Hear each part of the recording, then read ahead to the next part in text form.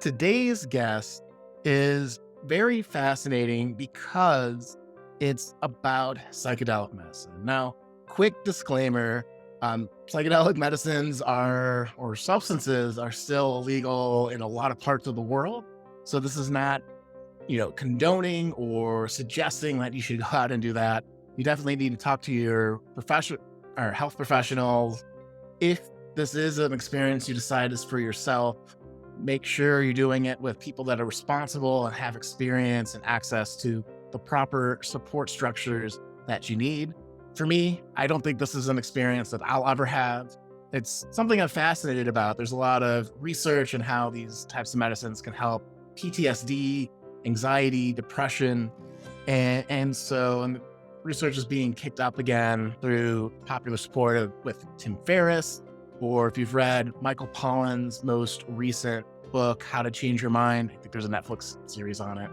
But this is a very fascinating arena for really doing some deep personal diving, right?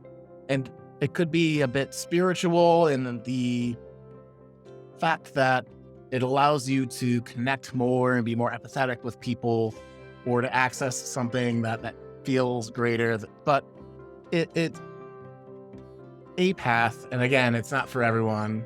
But Jonathan talks really confidently and very frankly about the pros and cons of these types of experiences, who it might be for, who it might not be for, the amount of vetting that his organization, Behold Retreats, does to screen potential folks that want to try these transformative psychedelic medicines, and what you need to prepare for the journey and then sustain it afterwards. It's a very fascinating, fun conversation. Again, coming from someone that probably will never have this type of experience, but is interested in just how different it seems, right? I hope you enjoy it. I hope you approach it with an open mind. And again, we're not advocating for these types of experiences one way or the other, but I think there will be a lot more on the horizon for this as research continues to develop, and therapies that are targeted towards helping people with specific mental ailments is realized. So with that, enjoy my conversation with Jonathan D. Potter, and enjoy this conversation.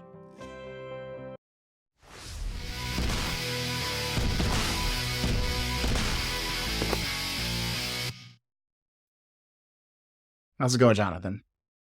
Going really well, Sean. Thanks for having me. Super thankful to have you on today.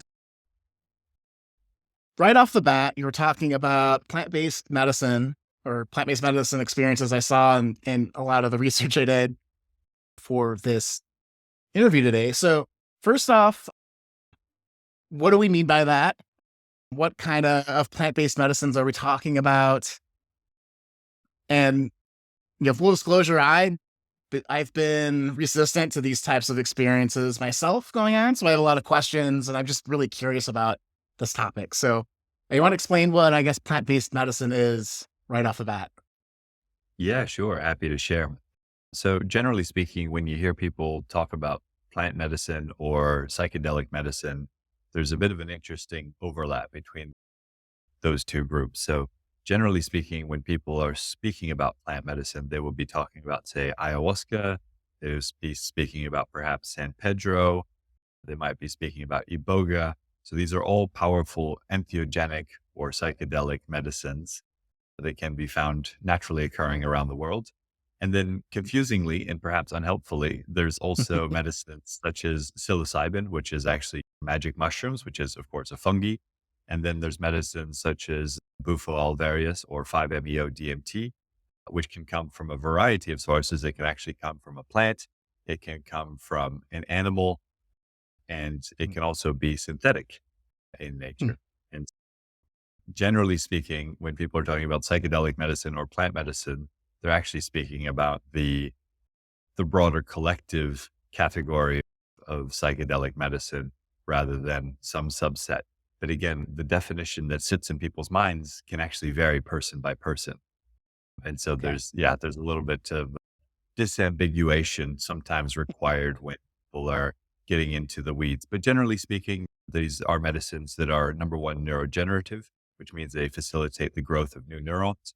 And number two, they support neuroplasticity, which means Mm. that they allow regions of the brain that don't normally freely communicate and exchange information to do so more readily.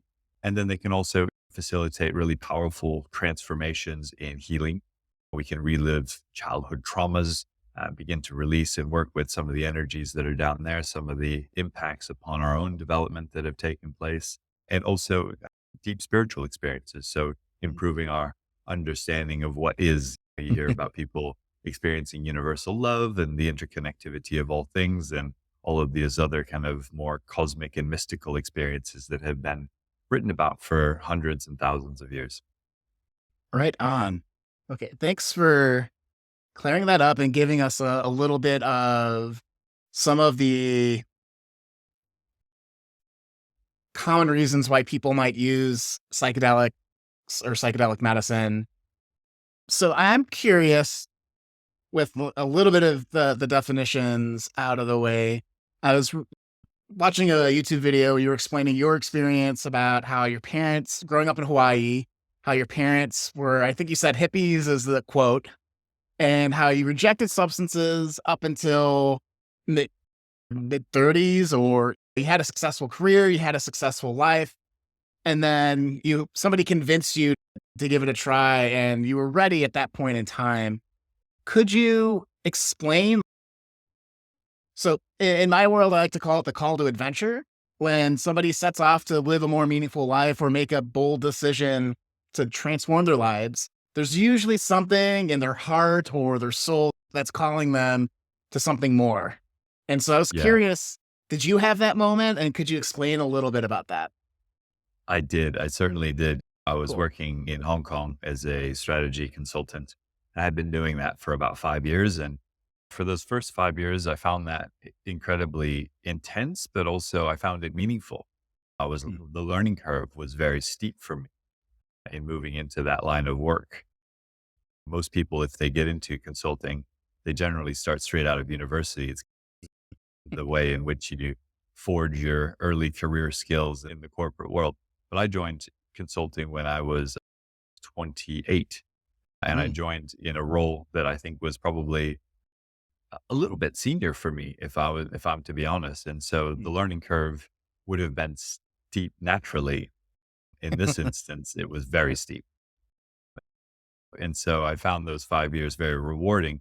However, at the end of those 5 years, I was leading quite a large team, a team of about 150 people. I had multiple clients and a lot of large projects on the go.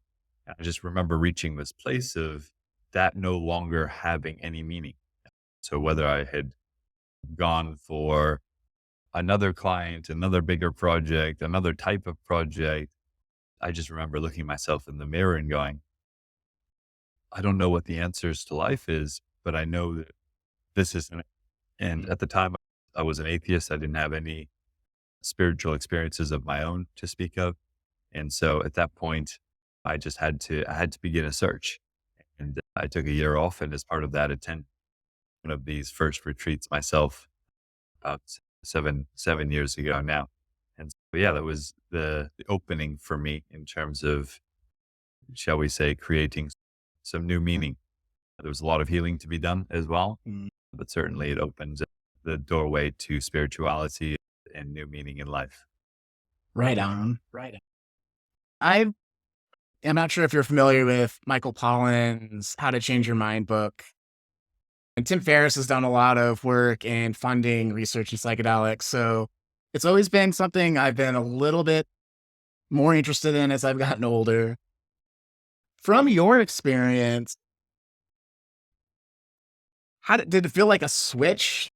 You went through your experience and all of a sudden you had all these new ideas and all this new world to explore. Was it a process?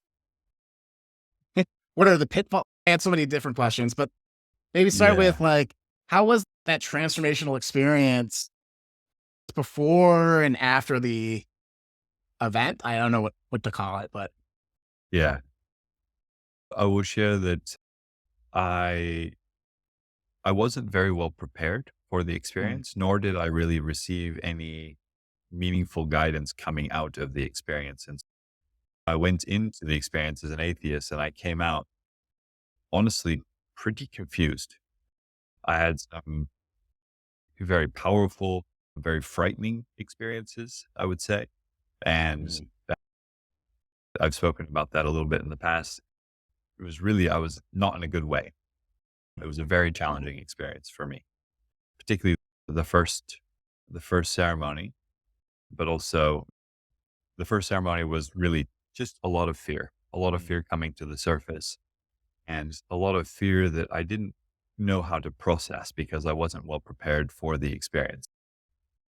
These mm, medicines, you'll hear people speak about them very positively in many cases. I look at them more neutrally in that they help us amplify our sensitivity and they help us gain access to our subconscious mind. And so what was happening in my case was that a lot of these big fears that I was holding on to were coming up very quickly all at once.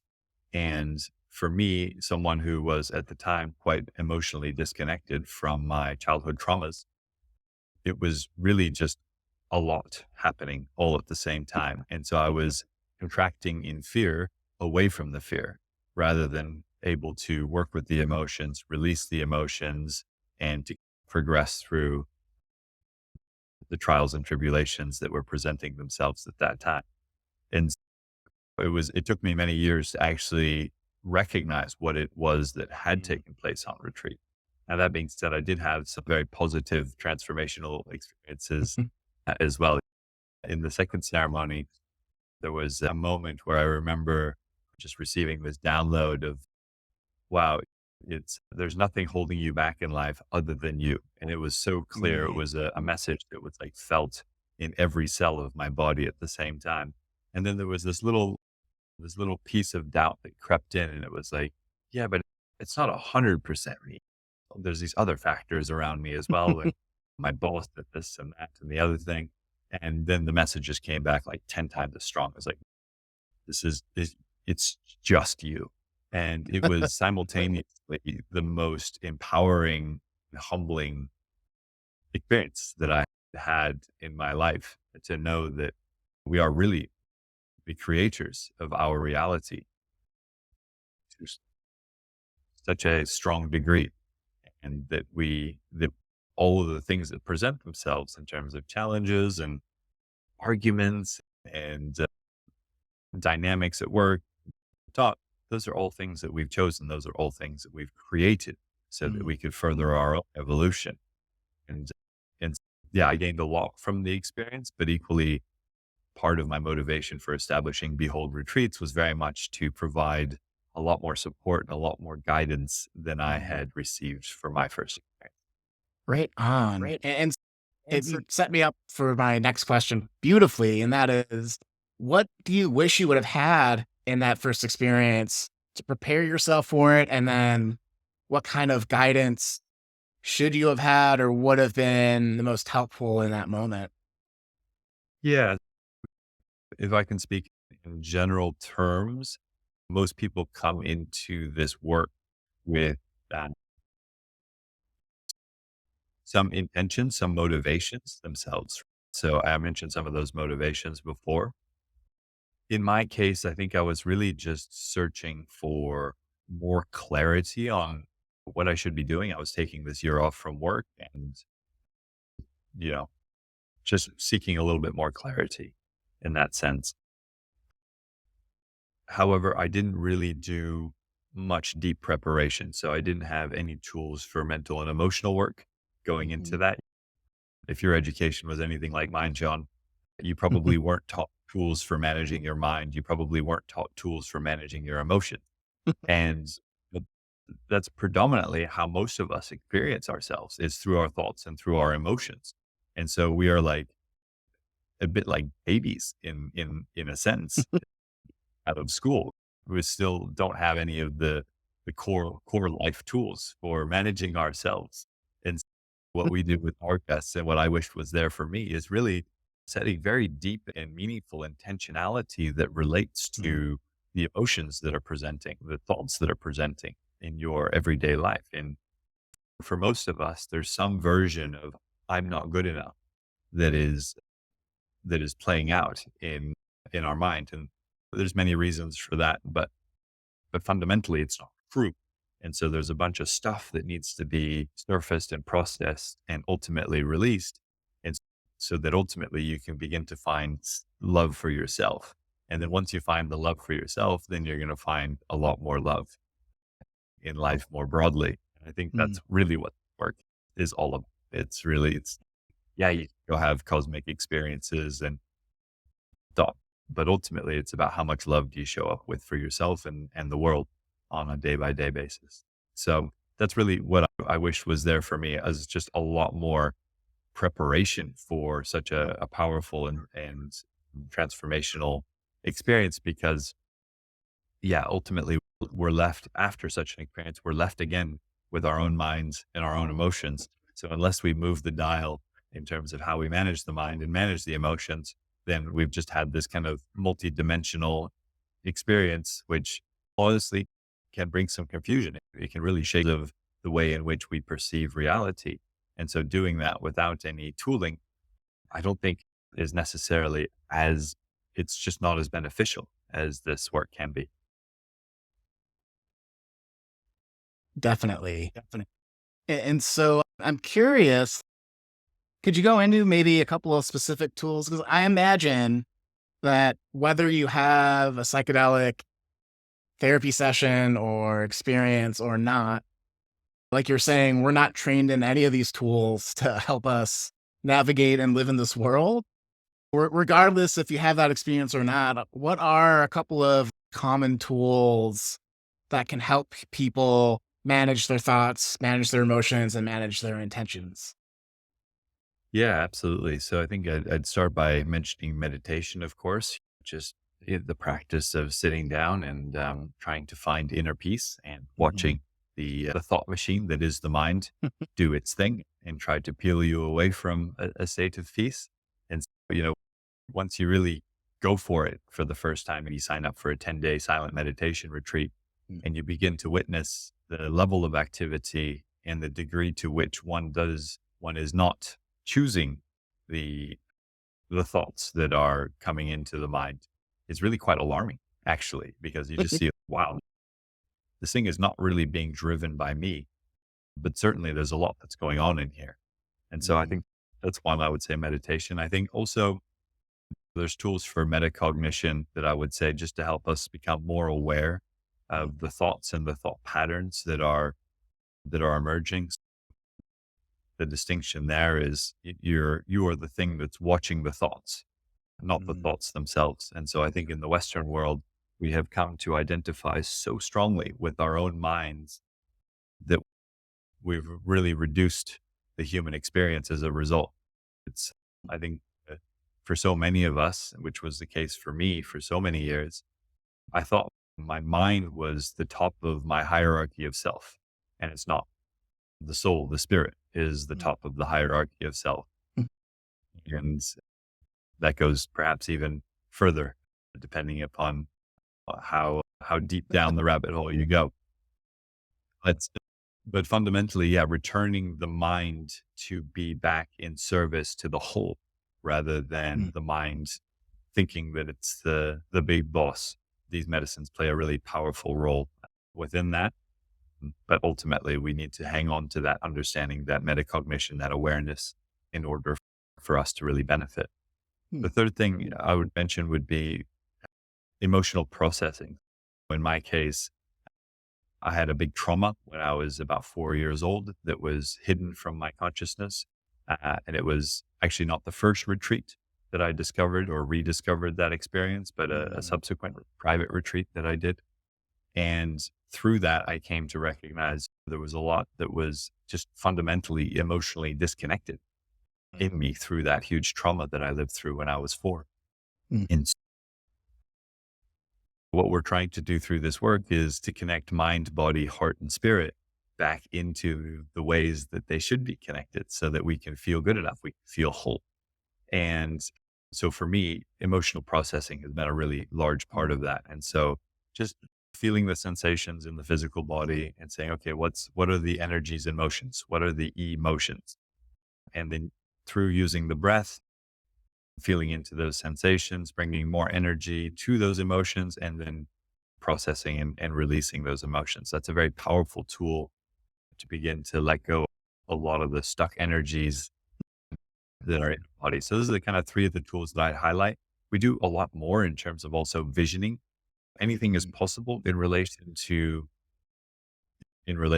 who we are and who we become. And what sometimes people do, and what's quite typical in this line of work initially, is that I might say, "Oh, I want to make $100 million.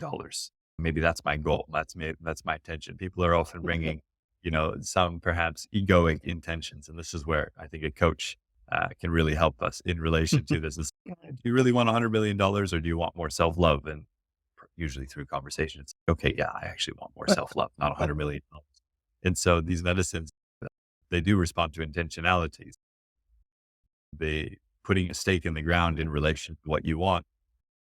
You might bring your ego to that in the first instance and have one set of intentions and motivations. But then in working with a coach, you might actually come to another set, which is going to help you more closely align to who and what you truly are. And that's where you're going to find your success, your abundance, your joy, all of those sorts of things, because it's a representation of who and what you really are, not a representation of the societal programming, which is that I need to go out with a bunch of money, which is a completely. Definitely, definitely. I feel like you're preaching to the choir. As I'm a certified high performance coach, and so a lot of these things without the medicine experience seem pretty aligned, which is interesting, and we can go more into that. But I'm curious. So I want to ask you more about how like the coaching part goes or the therapy part goes during and after. But also, as someone that's not had these experiences, and speaking of societal messages, there's a lot of alarmism, or I'm a product of the DARE program here in the United States, which is an anti-drug campaign that they ran in the 90s. And I had the shirt and bought into it, and the whole thing was very straight-laced growing up. What are like some of the risks or the downside? Because I imagine if you could find spirituality, you could also find whatever the opposite of that is, which is probably not great. Yeah, yeah. I wanted to. I also was part of DARE. It was a Oh, very strong program in Hawaii, so I remember it. Yeah, I remember it very vividly. The police coming to organize games when we were, 8 or 9 or 10 years old, yeah. and all of that. And yeah, for me personally, the messages from that program very much aligned to what I saw around me in Mm, relation to substance use, or shall we say substance abuse, because a lot of my friends from a young age found marijuana and subsequently psychedelics still in their, I would say, early teens, actually. And I wouldn't say that beautiful things ever came of it. There was a lot of, yeah, there's a lot of negativity, a lot mm, of pretty heavy energy around that stuff. And so I never felt any inclination myself, because it was just like, what's going on here? Like, people are clearly hurting themselves. There's bad things happening. mm. And so, yeah, I think this is clearly very powerful work, sensitive work. And so it's important that people understand the risks that are associated with this work. And I think I'll share with you a recent statistic. I think 70% of our applicants that want to come on retreat with us, they have been thinking of a retreat of this nature for 2 or more years. Many of them have been thinking about it for 5 years or even 7 years. So I think it was 25% have been thinking about it for 7 years or more. So Wow. it's a huge decision. And I always say to people, we are quicker with our marriages and our mortgages than we are with an experience of this nature. Mhm. It's really important to spend the time and the energy to do your own research, and to there's usually some conflict actually that's arising between the soul, which is the spirit. It's just saying, this is something that's going to help you. And you're a yes. And people know that at a deep and intuitive level. And then the mind and the body, which is usually what we're used to listening to, is throwing Mhm. up all sorts of objections because the mind and the body, to a large degree, they want things to stay the same. They want things to be predictable. And there's certain patterns that we're running on the mind and the body, and they want to stay within those patterns. And so something of this nature is putting those parts of yourself ill at ease. And, and so there's a negotiation taking place within the self that runs its own natural process. And I think it's a very natural, it's a very beautiful process. We also, with the popularization of this work, we also see that there's a large number of people that are now motivated to explore this work, not by virtue of their own years of consideration, but just because it's popular and it's known to help a lot. And that's actually potentially dangerous for an organization like ours Mhm. because not bringing the right level of understanding or intentionality to work that is really powerful, really deep. And so I'll speak a little bit. I just want to set that frame before I jump straight into Thank you. here are the risks. The first thing I would say Okay. with you can't unopen the box, right? So if someone is experiencing life through a rational frame, as I was moving into this experience, then you're likely going to be opened to a new understanding. And the reason that people continue this work is that a new understanding is usually available and it continues to be available. So we continue to, I would say, improve our understanding. You touch on a key point there, which is what's the opposite of spirituality? And my answer to that is going to be spirituality because it's all obvious that everyone wants to go up there and experience universal love and the interconnectivity of all things and the light and the love. And wow, isn't that amazing? But the reality is that the gold is always on the other end of the fear. And so as high as we Mhm. want to go with medicine is the same, we need to go low. Yeah, this is work that exists in polarity. Consciousness exists in polarity. So if there's going to be Hmm. high highs, then there's going to be low lows. And so there's always some energies, some shame, guilt, fear, grief, apathy that's down there to be released. Now, that being said, I will speak a bit more directly to the risks in relation to what we screen for. Oh, I'll be cool. quite broad. Cool. I think I'll start with the physical. People need to be in reasonably good physical health. They need to have a reasonably healthy heart. They need to have, uh, they need to be taking care of their body. If there's absolutely no attention to the physical health, then this is probably not an experience that they're ready for. I would recommend that they start by working on the physical health a little bit Okay. more.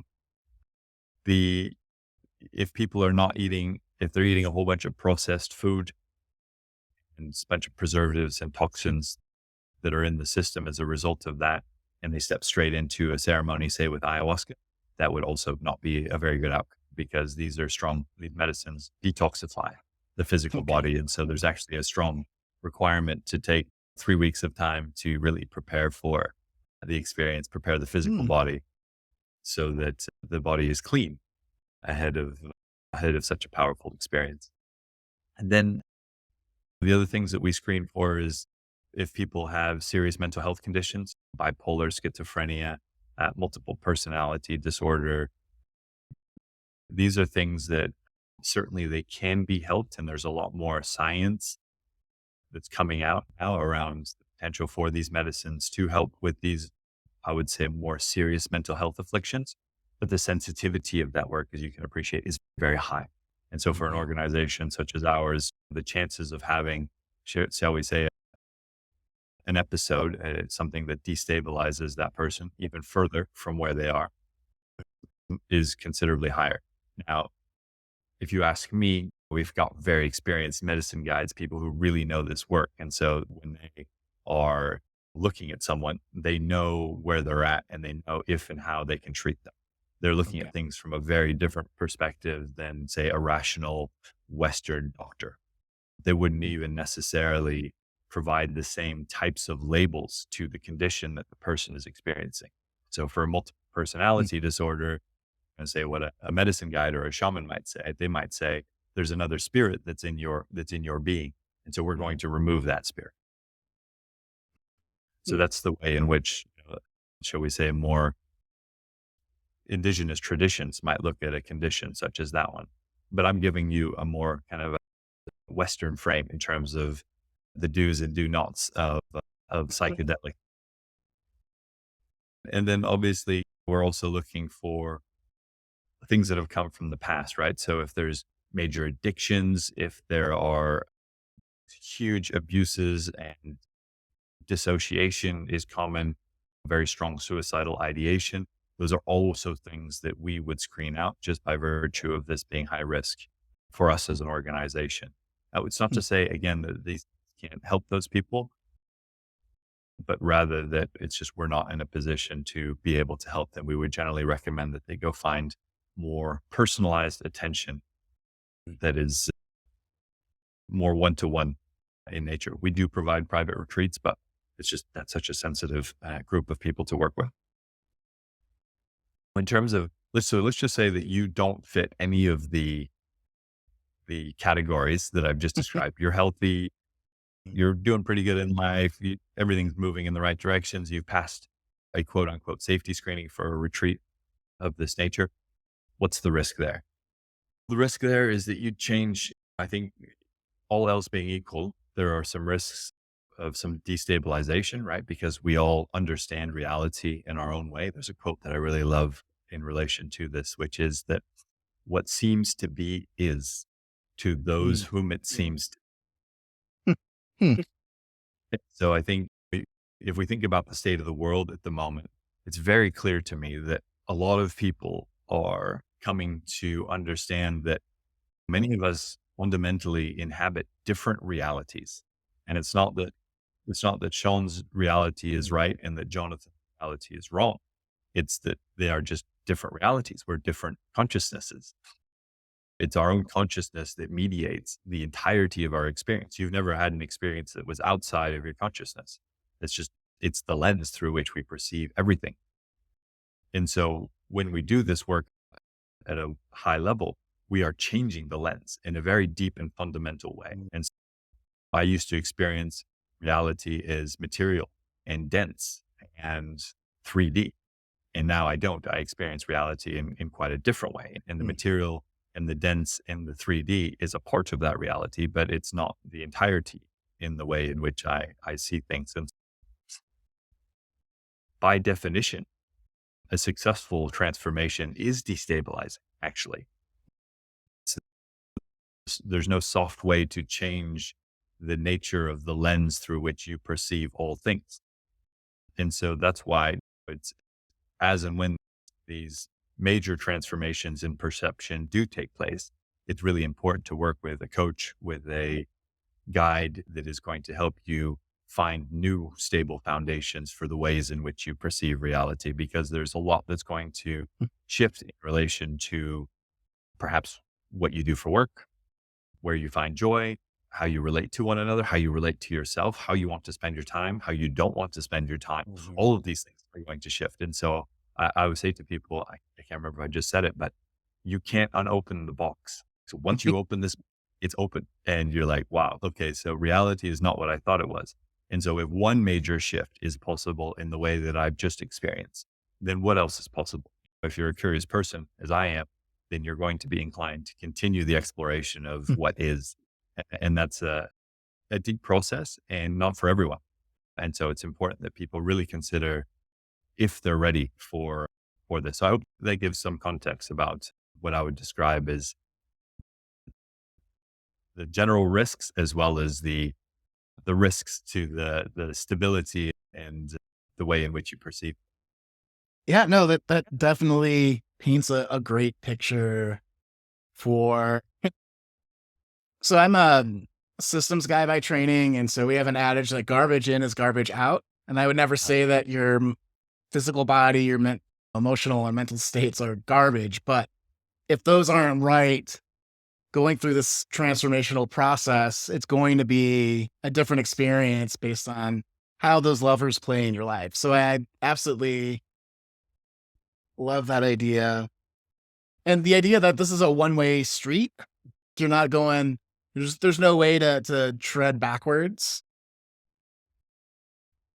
And so there's that risk of the unknown that people face inherently in the experience. But it's also life. As much as we try to trick ourselves into thinking that things are stable and okay, so much of life is we really don't know what's gonna happen in the next 5 minutes. Being open to that, I think is pretty cool. I did have one question on potential risks, and that is there like a particular age group that you should wait until your brain's fully formed at like 21 or 25, or you're good to go at 16? Is there like some type of physiology that or growth that has to happen before these experiences are beneficial? Yeah, so I'm going to answer that in two ways, which is I think there's the generally accepted societal answer, which is I think it's generally speaking something like 21. The brain continues to grow, obviously, I think more physically until 25. Mhm, And certainly I would say that as we grow older, let's just use the number 30, then there becomes the mind becomes, I think, naturally more patterned, or it's very easy for the mind to become mhm, more patterned. So our thoughts are following the same kind of subset of neural pathways more commonly. And so there's actually a loss of neuroplasticity that's coming with that. And so I think often some of the most powerful transformations you hear about are with people who are 60, 70 years old, just because they've been a mm, particular way for, let's just say 40 or 50 years. And now all of a sudden they see things entirely a different way. And that's because they've regained some of their neuroplasticity. I always say to people, we all know someone in our lives where if you were to present them some new information, you already know how they're going to respond to that. mhm, And so it's a loss of the function of the brain when you really think about it, because it's just following a predetermined path. You already know what they're going to do and say about the information that you're giving them. It's really quite sad when you think about it, because it's just, wow, this thing is not operating the way it's intended to operate. It's been programmed to a large degree. Yeah, I think that would be my general answer. Now, again, if you go back to ancient wisdom lineages, if you go back to indigenous tribes, if you go back and you look at this from a more historic and culturally immersed perspective, then what you will find is that often these medicines play a role in rites of passage from childhood into adulthood. And that generally speaking, those take place, I would say, between 12 and 15 years old, upon the person and depending upon the culture. And so again, we're looking at this in the West from a very different perspective than, say, an indigenous tribe would be looking at this. mhm. But considering, yeah, the thousands of years of lineage that exist and why they exist in particular ways versus, I think, the West, which I would have said 8 years ago, I would have said that the West is got all the answers and moving in the right direction. Now I look at it very differently, which is we're clearly out of harmony and out of balance in many ways. That's presenting in our physical health, that's presenting in our emotional health, that's presenting in our politics, that's presenting in so many different ways on a societal level that we can't help but see that there is a requirement for a return to a more balanced and sustainable way of life. Mhm. Okay. Thank you for that. That's very curious. I'm You mentioned like the history of these types of medicines as like a rite of passage or in spirituality. I guess when you and in Behold retreats, do you folks follow those types of what's the what is it, ritual ceremonies? Ceremonies is probably closer to what I'm thinking of, or is it something that you've melded your experience with Western society and the Eastern ideas together? Yeah. Yeah. It's a really good question. And it's also a very sensitive subject. I came to recognize years after my own experience, my own first experience, that actually a different belief system was actually being superimposed upon me in my first experience. And that's not Hmm. quite right. It's not that. And so I'll share a little bit about the way in which we hold this work and why we do it. So it's not that any person has your truth for you. That's the same game, actually. That's not what we're looking for. What we're looking Yeah. for is ultimately what we're looking for is spiritual sovereignty. So that means that someone is directly spiritually connected to what they might describe as their higher power or the higher self or source, many different God, many different labels that we might use to point at this thing. And so it's not that anybody else has the truth for you, but rather that these medicines facilitate your own self exploration and your own furthering of understanding of what other truths are there and available for you. And I think that each of us individually is our own little piece of a much bigger puzzle. And that's really part of what's taking place Hmm. is that as we evolve, that more of us are coming together in more meaningful ways and collaborating in more meaningful ways. And that's furthering our own individual as well as our own collective evolution. And so the way in which we host this work, I'll share a little bit. You might say, oh, clearly the Western world doesn't have much of the answers here. You probably shouldn't go into a white walled clinic and take some of these medicines and sit with a doctor. They're probably not going to yield you the best experience, probably, because they don't really have a deep spiritual and energetic understanding of the nature of this work. However, some people feel inclined to leave their stock trading desk and to go up the Amazon and to find the most authentic experience that they could. That can also be very challenging for a large number of reasons.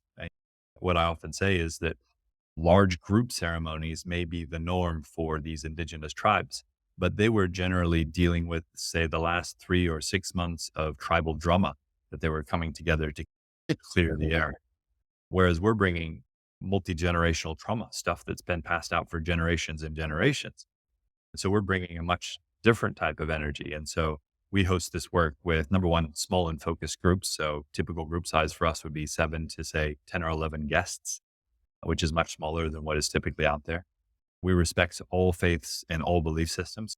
We welcome a lot of Christians from the US and atheists from all over and Muslims from Saudi and Dubai. And all faiths and belief systems are welcome in the way in which we hold this work. And that relates to us pushing any version of the truth. And then also it's, we really look for expert plant medicine guides, people who have done this for a decade or even decades. So they really just have a lot of experience in hosting this work. And also we host typically 1 week long retreats, which is a really immersive way to do this work. You can really disconnect from technology, spend a week with yourself and a group of like-minded people who are ready to go deep with themselves and really do some deep self-exploration work. And so holding this work in a way that, as you say, weaves together the best of the ancient wisdom lineages, as well as is respectful and appropriate for a more Western psyche was what we were doing. Excellent. That brings up a good point, or something occurred to me in context. More ancient practices, it is more community based. And I imagine you're bringing all these different ideas, all these different folks, all these different cultures together in a small group. How does community factor into this experience? 'Cause I imagine if you take a look at like the stereotypical 60s, are you tuned in or not? It's this we had this common experience with psychedelic LSD or whatever it is. So we're part of that tribe or not. And so I'm not trying to say it's like us versus them, but I guess the question is there a fostering of community after this experience with people that have shared this? Or because I imagine like in the ancient practices, it's like bringing the community together on a common habit or practice that the community has. I don't, I don't think I quite have that clear, but you get what I'm saying? No, I absolutely. And I'm Okay. really glad that you raised it because it's so important. I think the truth is that we live in especially in the US, we live in a hyper individual culture. And we did a piece of research a couple of years ago that showed 46% of Americans believe that they are the best person they know. Self belief is amazing.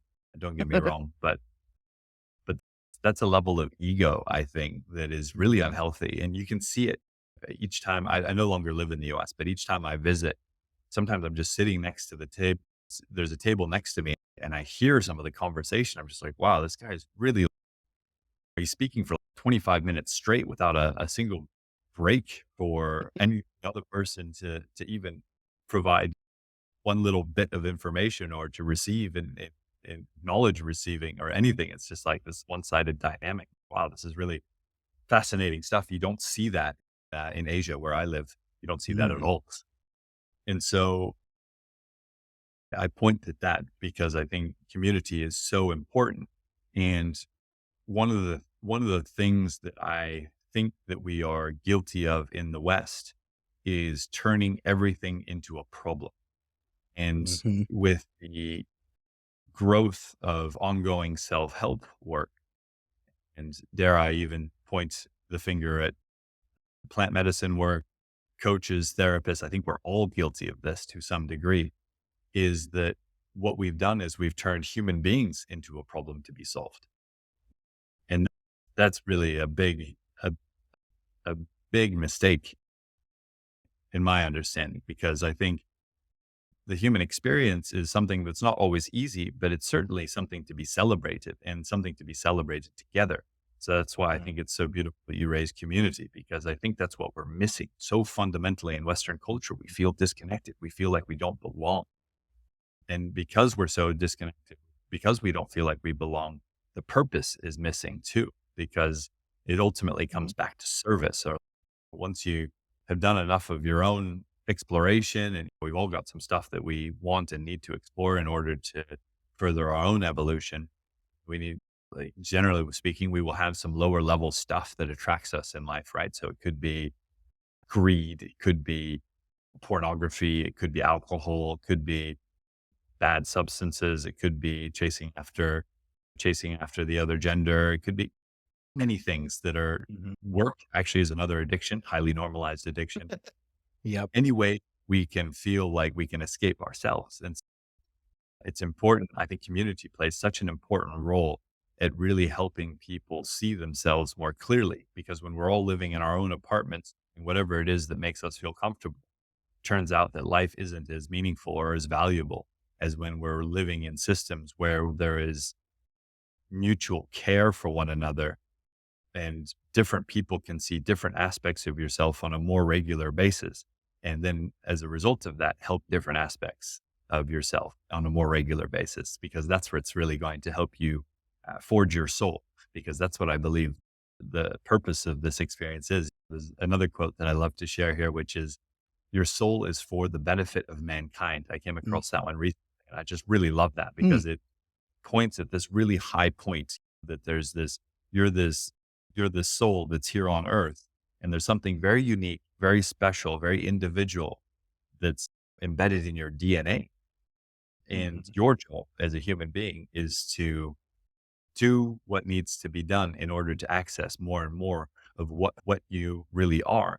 And then to bring that forward out in here into this 3D. It's not this work with plant medicine. It's not about going up to play with the stars. Yes, you can do that, but it's about bringing it back down here into the 3D. Mhm. And once you've benefited yourself a little bit, then you can focus more on benefiting others. And that's where the real magic happens, I believe. I absolutely love that. And I think it actually brings the whole conversation back when we were talking about how it's based in love for yourself and love for others. Community is people. And I recently had a professor from University of Michigan on who does his research is on brand love.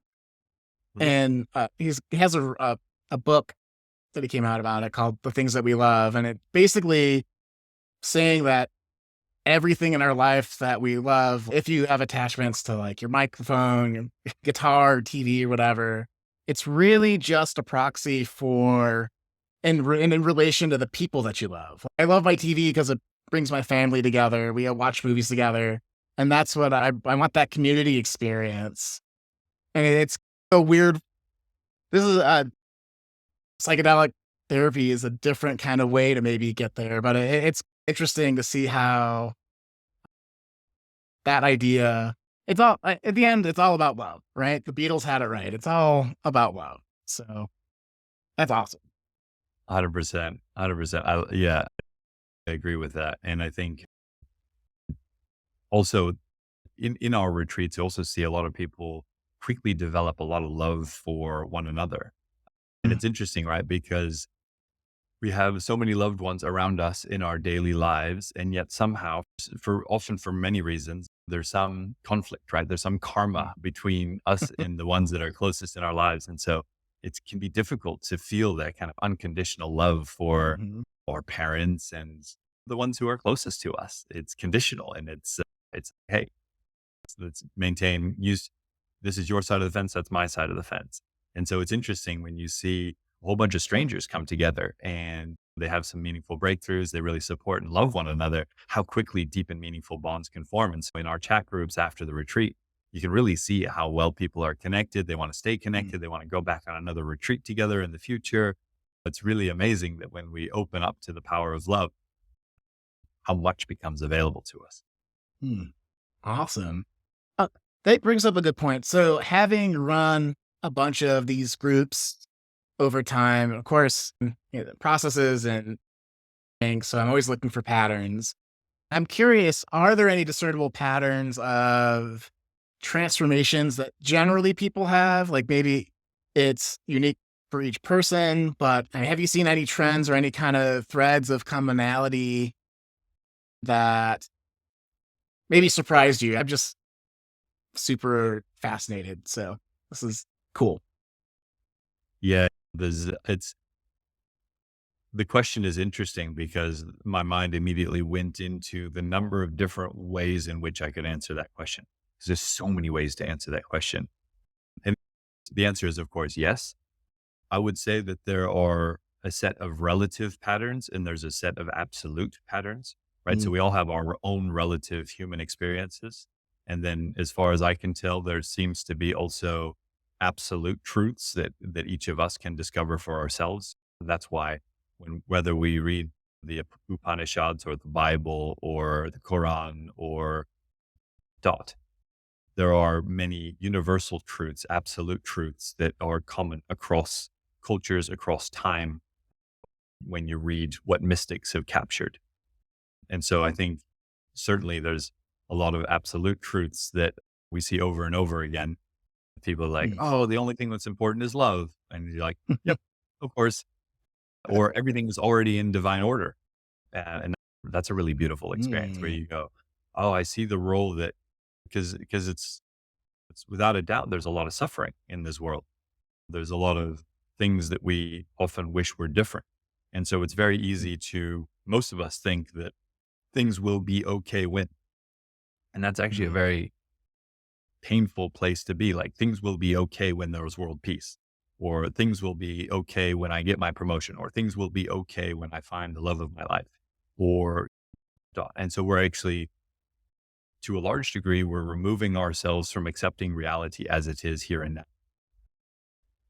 And so we're creating this gap between what is and what should be. And that's at a fundamental level, a painful place to live from. And through these experiences, we come to accept and indeed to love more of the good as well as more as what we might label as the bad. About 4 months ago now, maybe 5 months ago, I flipped my motorbike and I broke my oh, collarbone. And it was genuinely one of the best things that's ever happened to me. And if I wind back 8 or 9 years ago and I had the same accident, I wouldn't have been able to see it that way because I was given so many lessons alongside with this this accident. It really showed me subsequent to the accident, I was shown very specifically how I created the accident, why I created the accident. Mm. And I was given a pretty good list of lessons that came out of it. Really helped me further my own belief in my own ability to heal myself. So I took my x-ray to three different orthopedic surgeons. All three of them said, you need to go into surgery immediately. I listened to my intuition. I said, no, you don't need to go into surgery. You're going to heal this yourself. And I did. And 4 weeks later, 5 weeks later, I was back to, it was like, for orthopedic perspective, it was a miracle. I had basically full range of motion within 4 or 5 weeks. And I would say I had 80 to 80% strength in the bone already. And so there was just absolutely no need for surgery. And as you can imagine from Wow. doing this line of work, I already had, shall we say, a reduced sense of trust in the medical system. As a whole. Once this happened and I was able to heal my own bone through meditation and listening to certain sound vibrations and a lot of rest and no painkillers, then it completely changed my perspective on the meaning Mm. of suffering and injury and for myself, but also on a more collective level. These are things that are happening so that change can take place wherever there's suffering.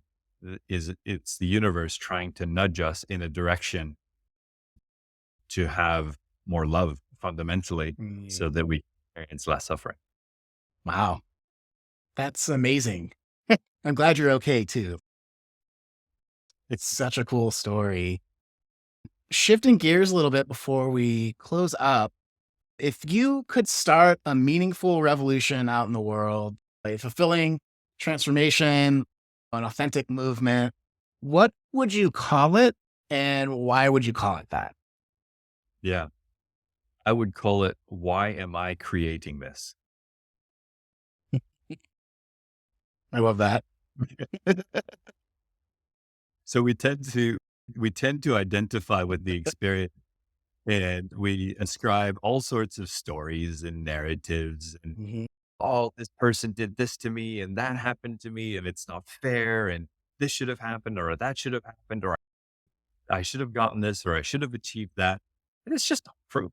Things are happening exactly as they're meant to happen because either we can see things about ourselves and the dynamics that we create, good, bad, and ugly, and we are able to abstract away from it and take the lesson and learn or not.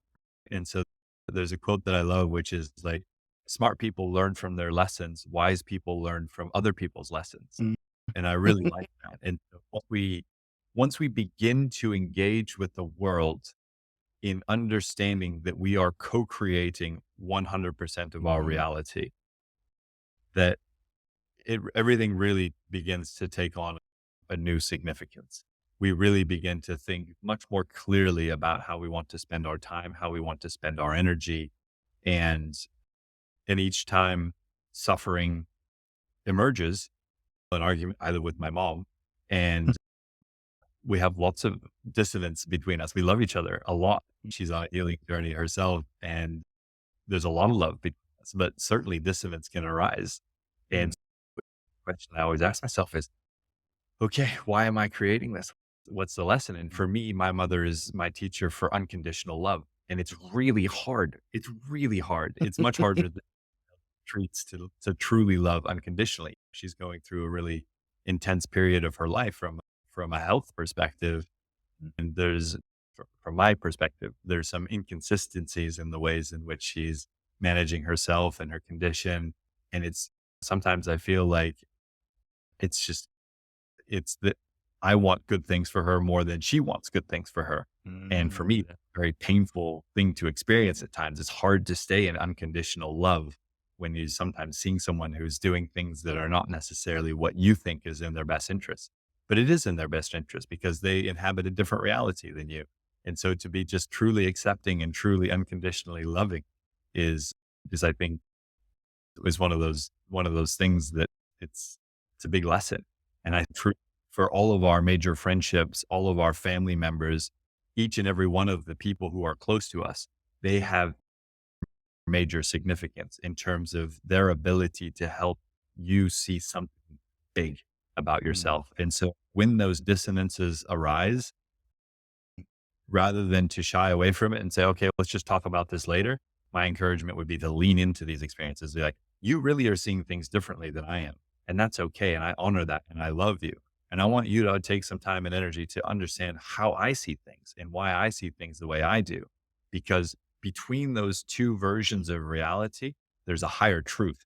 And that higher truth, walk it together, you're going to love each other and love yourselves even more because of the revelation that's taking place. And so there's an invitation and an exploration there that is so powerful once we truly take it for what it is.